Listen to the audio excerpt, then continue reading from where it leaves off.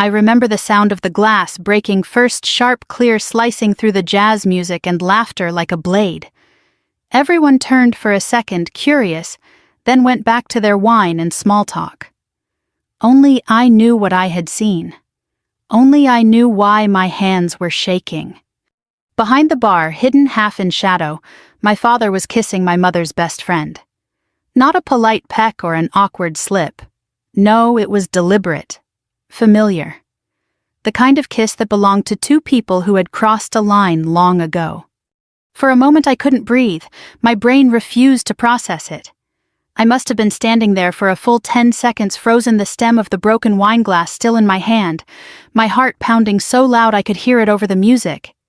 This was their 30th wedding anniversary party. We'd spent weeks planning it.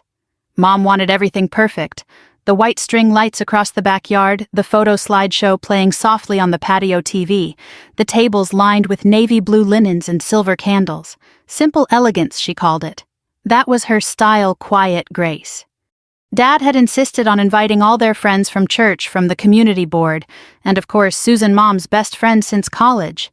I'd grown up calling her Aunt Susan. She was always around, helping plan dinners, helping choose decorations, helping, apparently in more ways than I'd imagined. The jazz band started a slow tune, The Way You Look Tonight, Dad's favorite. He was supposed to be dancing with Mom. But Mom was across the yard chatting politely with the neighbors, smiling that effortless smile that people admired. She had no idea, I thought. Or maybe she did. I took a step back, praying that I'd imagined it. Maybe it was a misunderstanding, a kiss on the cheek that looked wrong from this angle. But then Susan laughed, softly touched Dad's tie, and whispered something into his ear that made him grin like a teenager. That's when I knew. I set the glass down before it shattered completely and looked toward Mom. She was watching me, not them me. Our eyes met across the crowd. For a moment I thought she'd read everything in my face, the shock, the disgust, the heartbreak. But instead of confusion or pain, she gave me a smile, a calm, knowing smile. The kind that says I already know. I started toward her, my throat tight, ready to whisper the truth in her ear. But before I could speak, she lifted her champagne flute slightly, a gesture of elegance so natural that no one else noticed, and whispered just loud enough for me to hear as I reached her, "Shh, the best part's coming." Then she turned, walked straight to the stage, and picked up the microphone. The chatter dimmed. The band lowered their volume. Everyone turned toward her. My heart pounded again, but this time it wasn't from shock. It was from anticipation and maybe a little fear. Mom stood beneath the hanging lights framed by the warm glow of candles. Her navy dress shimmered with each breath of wind. She looked beautiful, composed, completely in control. "Good evening, everyone," she began, her voice clear and even. "Thank you for being here tonight, for celebrating 30 years of partnership." The way she paused on that word made a few people exchange looks, but she didn't flinch. She smiled, eyes drifting briefly toward the bar, toward Dad and Susan, who had just stepped apart, pale as ghosts. 30 years, she continued. That's 3 decades of love, laughter, and lessons. Some lessons take a lifetime to learn. I felt a chill crawl up my spine. Dad straightened his tie and tried to smile, but his face was stiff. Mom went on, her tone, never rising, never trembling. When I was 24, I believed marriage was about trust. When I was 34, I believed it was about forgiveness. And now at 54, she paused, sipped her wine. I've learned it's about courage. The courage to look at the truth and still stand tall. The crowd murmured softly.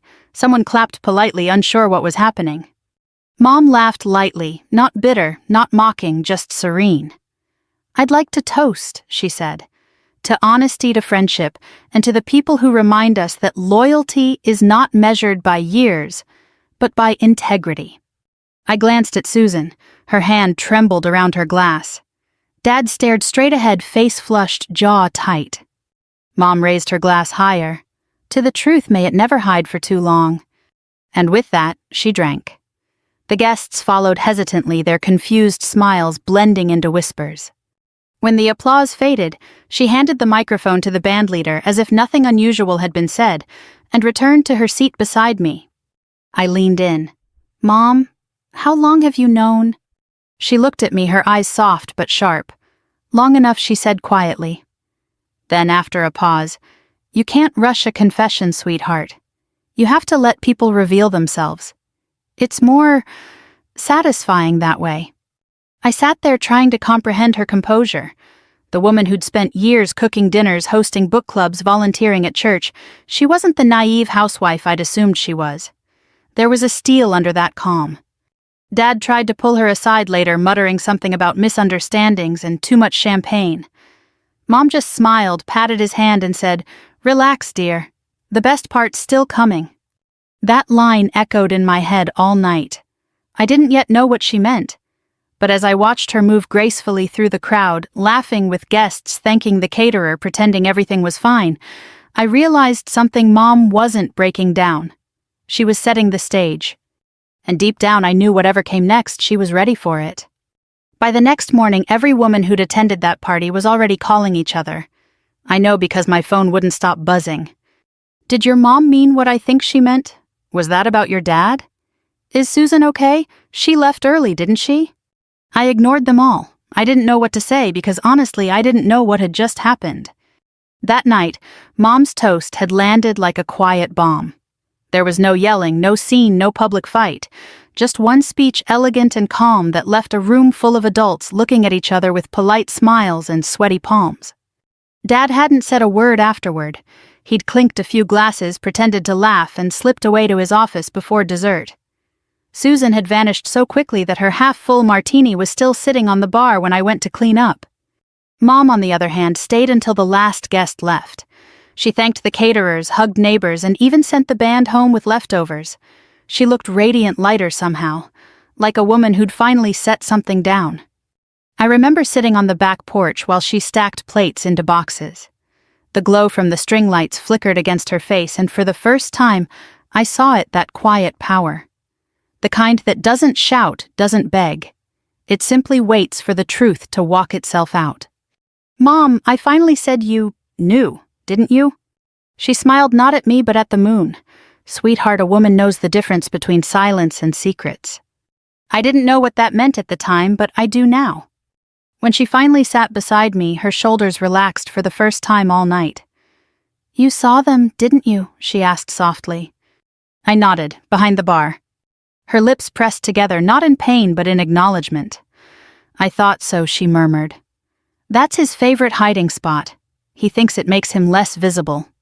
There was no bitterness in her voice, just weariness. She sipped the last of her champagne and set the glass down gently.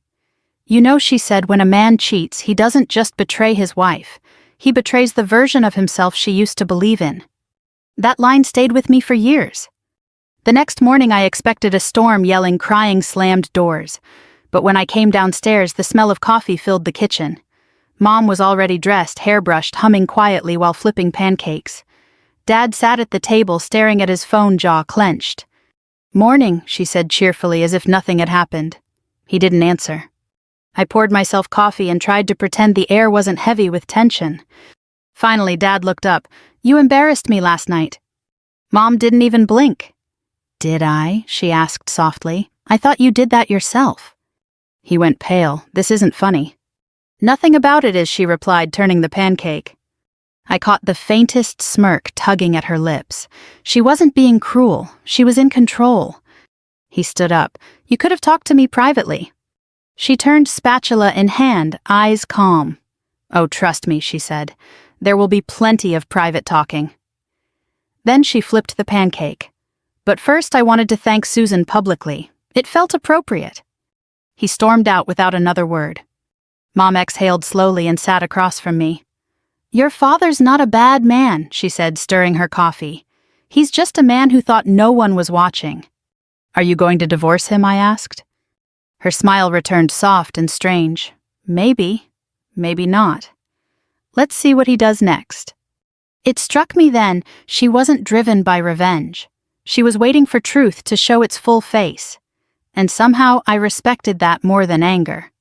Later that day, Mom went out, said she had errands. She came home with 2 envelopes and a look of quiet determination. When I asked, she only said paperwork. That night, Dad pretended everything was fine. He poured himself whiskey, watched baseball, and didn't mention the party once.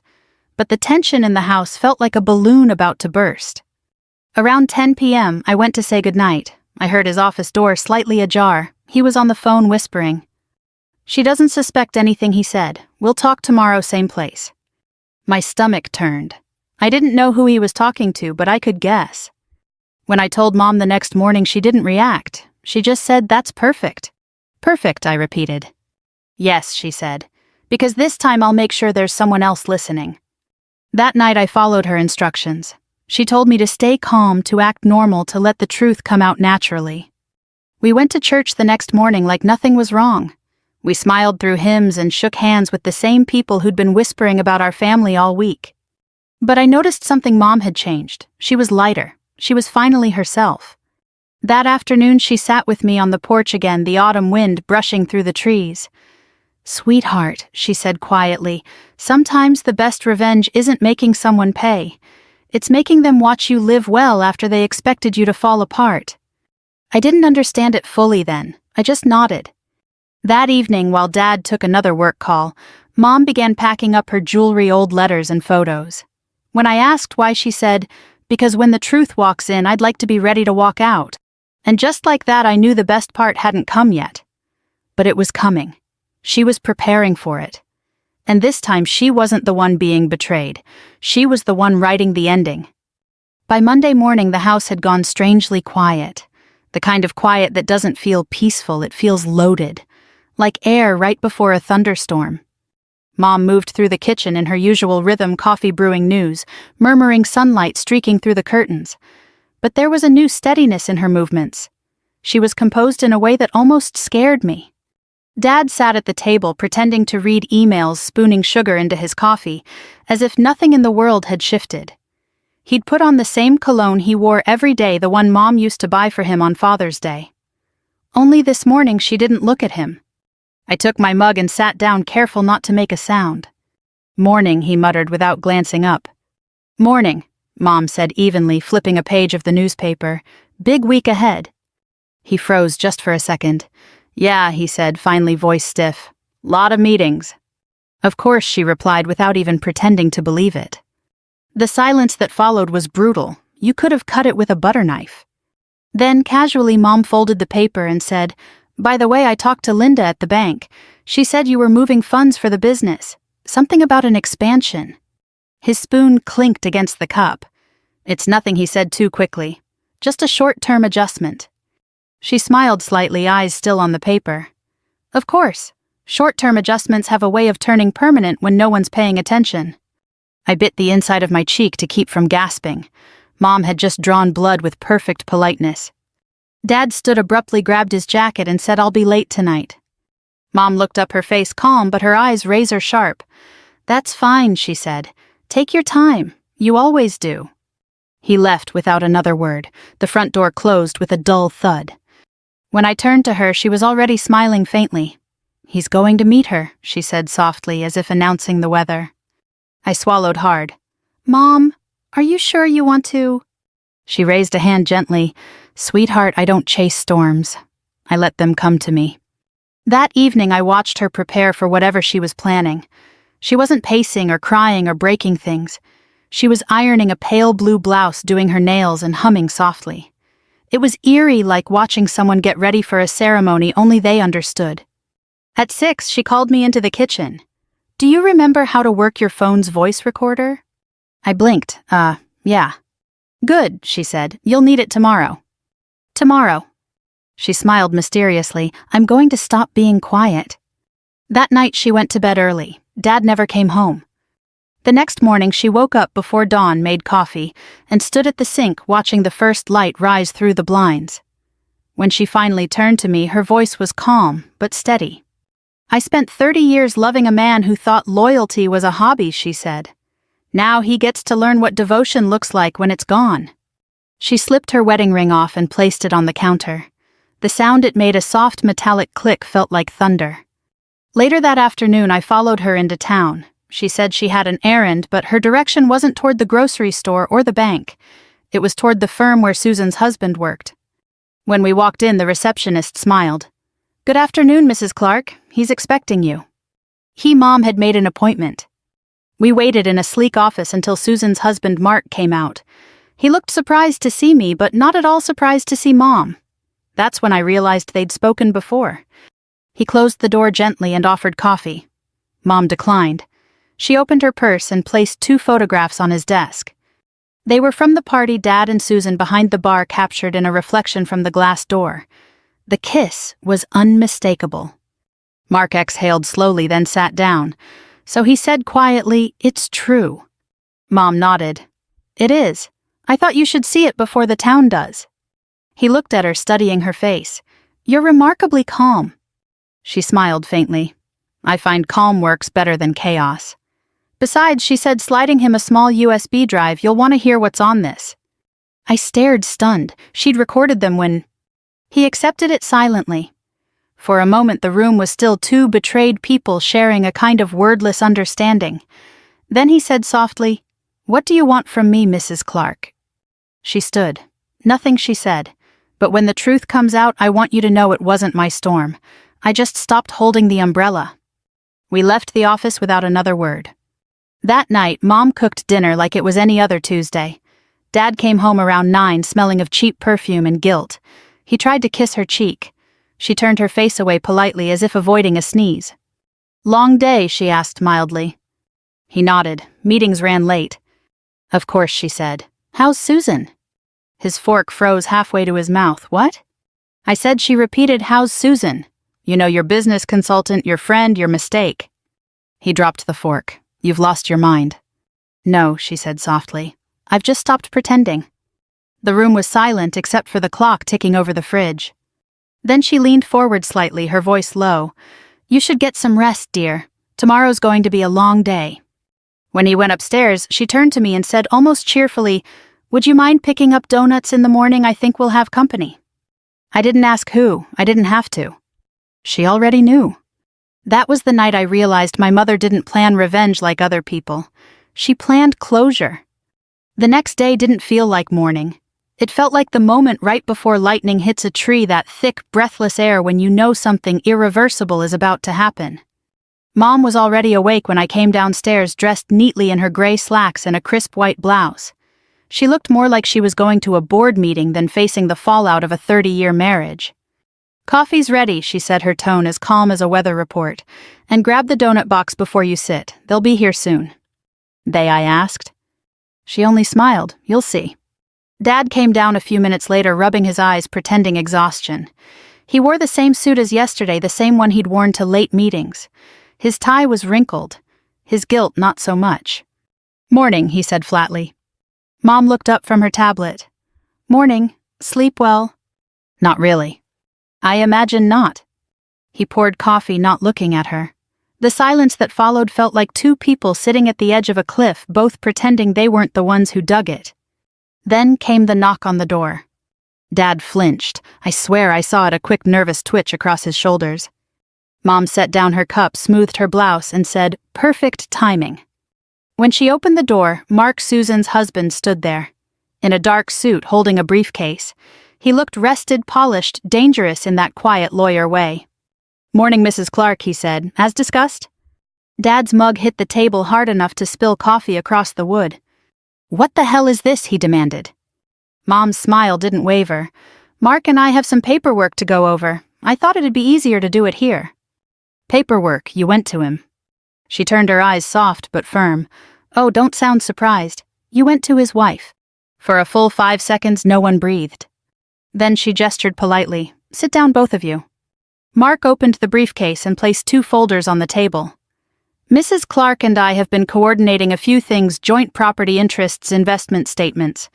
Given recent events, it's best if we clarify ownership before matters get messy." Dad looked from one to the other, completely thrown. "You're serious?" "Completely," Mom said, sipping her coffee.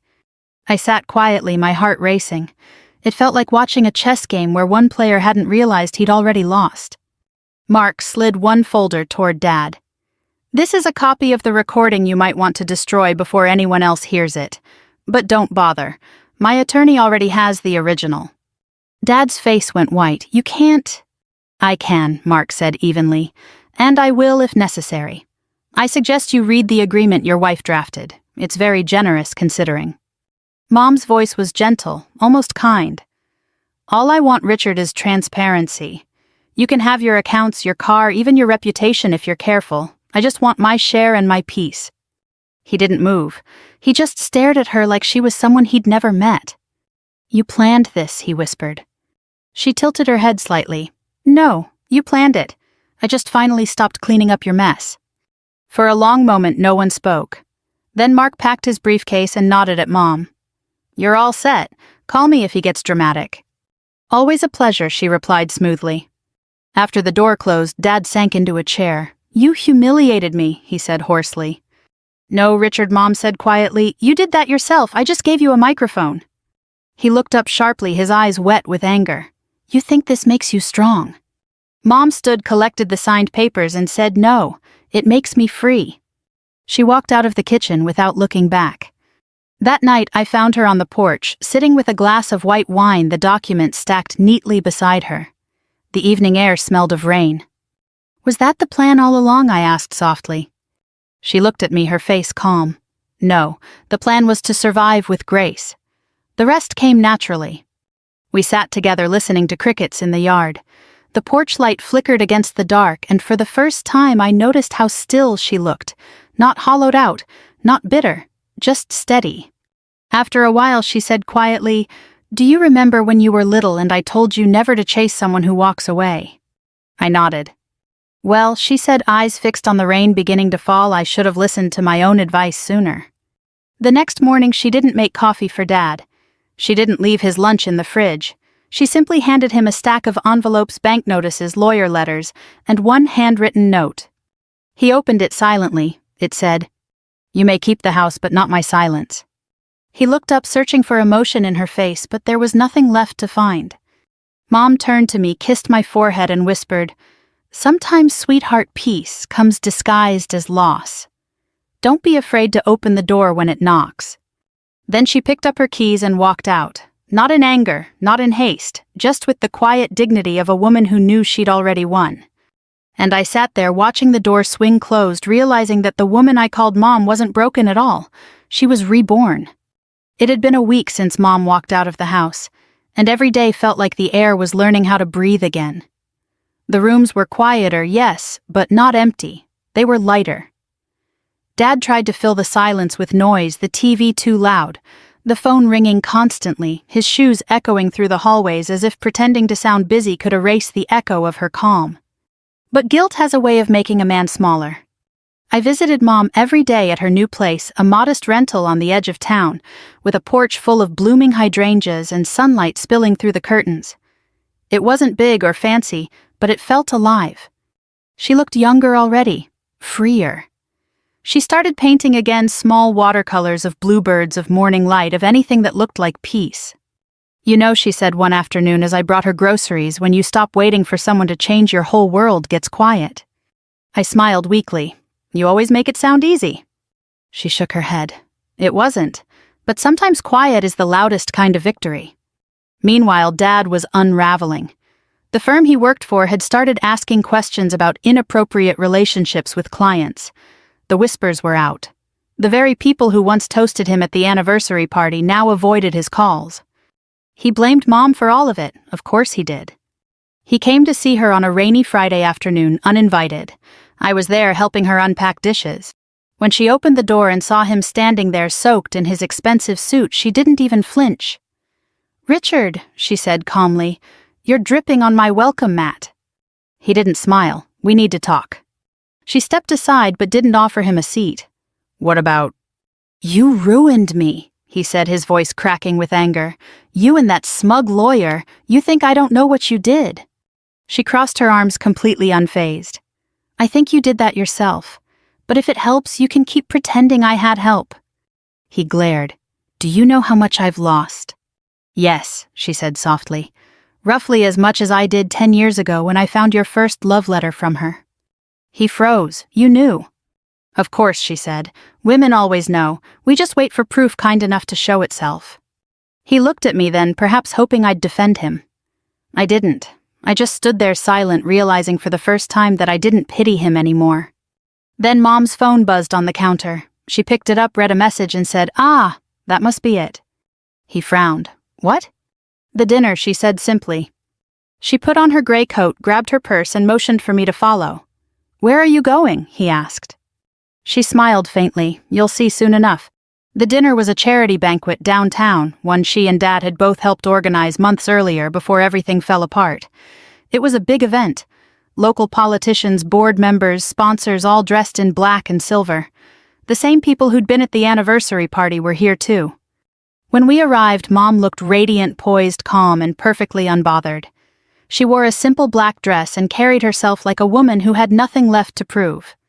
Dad was already there, standing near the stage, talking nervously with Susan. Yes, Susan was back. Her face looked tighter, like she hadn't slept in days. When Mom walked in, every head turned. She smiled politely, greeted people by name, and accepted compliments as if nothing at all had happened. I followed her closely, my chest tight. I could tell something was about to unfold. The host welcomed everyone, thanked the donors, and then, as part of the evening program, announced, "Before we continue, Mrs. Elizabeth Clark has asked to say a few words." The crowd applauded warmly. Dad's face went pale. Susan stiffened. Mom walked up to the microphone, her heels steady on the marble floor. She took a breath, smiled at the audience, and began. "Good evening. I wasn't sure I'd be here tonight. It's been quite a year, but I believe when you've given 30 years to something, you should at least show up for the finale." A ripple of laughter moved through the crowd, nervous, unsure. She continued, "Marriage, as it turns out, is a lot like this event. You show up, you give what you can, and sometimes you realize the people beside you were only here for the buffet." The laughter died. You could have heard a pin drop. "But the beautiful thing about truth," she said softly, "is that it never hides forever. It just waits for the right moment to step into the light." She nodded to someone near the sound booth, and suddenly the room filled with a familiar voice, my father's. "I can't wait till she's asleep. Meet me behind the bar again." Gasps, the sound of cutlery falling. Someone whispered, "Oh my God." Dad's face drained of color. Susan's eyes filled with tears. Mom didn't even blink. She let the message finish, then smiled gently. "I didn't plan to humiliate anyone," she said. "I just wanted to remind us all truth may take its time, but it always RSVPs." Then she set the microphone down and walked off the stage to thunderous silence. I followed her through the ballroom, past the staring faces, past my father's stunned expression. When we reached the exit, she whispered to me, "That sweetheart was the best part." And I finally understood what she meant all along. For a while, no one said a word about what happened at that dinner. But in a small town, silence travels faster than sound. Within 48 hours, everyone knew. The clip from that night made its way into a few cell phones, a few group chats, and eventually the local grapevine that never sleeps. It wasn't scandal in the Hollywood sense, it was the kind that spread through grocery aisles and church potlucks. People didn't shout, they whispered. And they all said the same thing. "Did you hear what she did? She did it with class." Mom became a kind of quiet legend, the woman who exposed the truth without losing her grace. Dad, on the other hand, shrank into the shadows he'd built for himself. The law firm suspended him pending internal review. His friends stopped calling. The golf buddies who once toasted him now turned away. He moved out of the big house and into a condo on the edge of town. I visited once. It smelled of dust and whiskey. He still wore his wedding ring. "Your mother humiliated me," he muttered. I shook my head. "No, Dad. You did that when you forgot who was watching." He looked up, eyes bloodshot. "Do you hate me?" I didn't know what to say. "I don't hate you," I finally whispered. "I just don't recognize you." Mom never said a cruel word about him in public. When people asked, she simply said, "We're both learning different kinds of peace." That was her way. Never petty, never vengeful, just finished. She kept busy. She volunteered at the community center, started teaching watercolor classes for retired teachers, and donated part of her settlement to a local women's scholarship fund. When I dropped by one evening, she was sitting on the porch, surrounded by her paintings, soft blues, gentle pinks, scenes of calm water and light. "Mom," I said, "how do you stay so calm after everything?" She smiled, eyes tracing the horizon. "Because anger ages you, sweetheart, but peace keeps you young." I laughed softly. "You sound like a preacher." She shrugged. Maybe I'm just someone who finally stopped living for applause. Later that week, I helped her box up old photos from the house. We found one of her and Dad on their wedding day, 2 kids barely older than I am now, smiling like the world would always be kind. She stared at it for a long time, then placed it carefully in a folder labeled, "What Was?" "He wasn't all bad," she said quietly. "Just human. I forgave him a long time ago, he just didn't know it yet." That Sunday, Dad showed up unannounced. I answered the door. He looked thinner, older, his pride worn down to something fragile. "Is she home?" he asked. Mom appeared behind me holding a towel. She'd been painting again. "Hello, Richard," she said gently. He cleared his throat. "I wanted to apologize. I don't expect forgiveness. She interrupted softly. "Forgiveness isn't for you. It's for me. But thank you for saying it." He blinked, unsure how to respond. She gestured toward the porch. "Would you like some tea?" And just like that, they sat together, 2 people who had burned down a house, but were learning to stand among the ashes without pointing fingers. They talked for nearly an hour about the garden, about me, about how the town still gossiped but would soon move on. When he left, he turned to her and said, "You always deserved better than me." She smiled faintly. "Maybe. But you were my lesson, and lessons are priceless." After he left, she exhaled deeply, the kind of sigh that sounds like closure. I sat beside her and she reached for my hand. "You know," she said, "for years I thought being a good wife meant holding everything together. But sometimes being strong means letting things fall apart gracefully." That night I saw her take off her wedding ring and slip it into a small velvet box. She placed it beside a new canvas one she'd been working on all week. It was a painting of a shoreline, after a storm, broken branches, scattered shells, and one small patch of sunlight breaking through gray clouds. The next day she mailed the ring to a local jeweler with a note. "Melt it, make something new." Weeks passed. Dad quietly sold his share of the company. Susan and her husband moved to Florida, far away from the echoes of their choices. Life began to settle, but the quiet wasn't empty anymore, it was honest.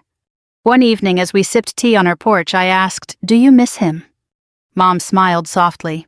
"Sometimes, but missing someone isn't the same as wanting them back. I miss who we were before we forgot what respect sounded like." I didn't say anything, I didn't need to.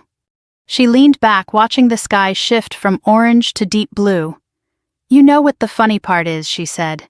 "If he'd just told me the truth years ago, I might have forgiven him then. But by hiding it, he gave me time to become someone who didn't need him anymore." That line hit me like a sermon. When I left that night, she handed me the newly forged pendant made from her old ring, a small gold feather. "For you," she said, "to remind you that sometimes letting go isn't weakness, it's flight." And that was the last time we talked about Dad. Not because we forgot, but because we didn't need to remember in pain anymore. The truth had finally done its job. 6 months later, spring came early. The trees bloomed before the forecast said they would, and the light seemed softer somehow, the kind of light that feels like forgiveness. Mom had moved into a small cottage by the lake about 20 minutes from town. It wasn't fancy, 2 bedrooms, white curtains, a front porch that creaked when the wind picked up, but it was hers. Every inch of it smelled like fresh paint, lavender candles, and second chances. When I pulled up one Sunday morning, she was already in the garden wearing an old sun hat and humming to herself as she planted herbs. She looked peaceful, not in a fragile way, but in that deep, grounded way that only comes after surviving a storm. "Morning, sweetheart," she called. "Grab the basket. The tomatoes are finally turning red." I smiled, stepping out of the car. "You're glowing." She wiped her hands on her apron and laughed. "Freedom's good for the skin." We sat on the porch with lemonade, watching the water shimmer in the distance. I'd brought mail from the old house, mostly bills and magazines, but among them was an envelope addressed in Dad's handwriting. Mom saw it immediately. Her smile didn't fade, but her voice lowered a little. "Ah." I wondered when that would come. "Do you want me to open it?" I asked. She shook her head. "No, darling, I'll open it when I'm ready to read it." But after a long pause, she did open it. The letter inside was short, just 2 pages written in his careful script. He apologized for the lies, the pride, the way he'd let her carry their marriage alone while he chased his own validation. He said he'd moved to a quiet town in Maine near the coast and spent his mornings fishing, thinking about how easily a man can lose what matters most. Mom read every word slowly. When she finished, she folded the paper, set it on the table, and stared out toward the lake for a long time. Finally, she said softly, "It's strange. I waited years to hear him say sorry, but now that he has, it doesn't change a thing. I forgave him before he even knew he needed it." She reached for her lemonade, smiling faintly. "That's the gift of surviving betrayal, sweetheart. You realize peace isn't something he gives back. It's something you take back." We sat in silence for a while. The wind carried the smell of honeysuckle and wet earth. Somewhere across the lake, a child was laughing. I asked quietly, "Do you think he still loves you?" Her answer came like a sigh. "Maybe. But love without respect isn't love, it's nostalgia." I didn't know what to say, so I just took her hand. She squeezed gently. "Don't let what happened to us make you afraid to love, okay? Just promise me one thing when you meet someone. Make sure they see you, not what they want to see. And if they ever stop seeing you, walk away before you start disappearing." I nodded, my throat tight. She smiled, then leaned back in her chair. "You know, I used to think the best part of my life ended when he betrayed me. But now I see that was just the intermission." That line hit me so deeply I had to look away. Later that evening, we took a walk along the lake. The sky was painted gold and violet, and the water glimmered like glass. She stopped to skip a pebble across the surface. It bounced 3 times before sinking. "Not bad for 54, she said with a grin. I laughed. "You're unstoppable." She smiled again, quieter this time. "No, sweetheart, I'm just finally at peace with stopping." When we got back to the cottage, she hung her old wedding photo on the wall, not in bitterness, but as a reminder of everything she'd learned. Under it, she placed the small gold feather pendant, the one forged from her wedding ring. I looked at it and said, "It's beautiful." She nodded. "It's lighter now." That night before I left, she hugged me tightly, the kind of hug that feels like a promise. "Tell your story someday," she whispered. "Not for revenge, for understanding. People need to know that endings don't have to destroy you. Sometimes they build you." I promised I would. Driving home, I couldn't stop replaying that moment, the anniversary, the microphone, the calm in her eyes as she whispered, "Shh, the best part's coming." Back then, I thought she meant the reveal, the truth, the scandal.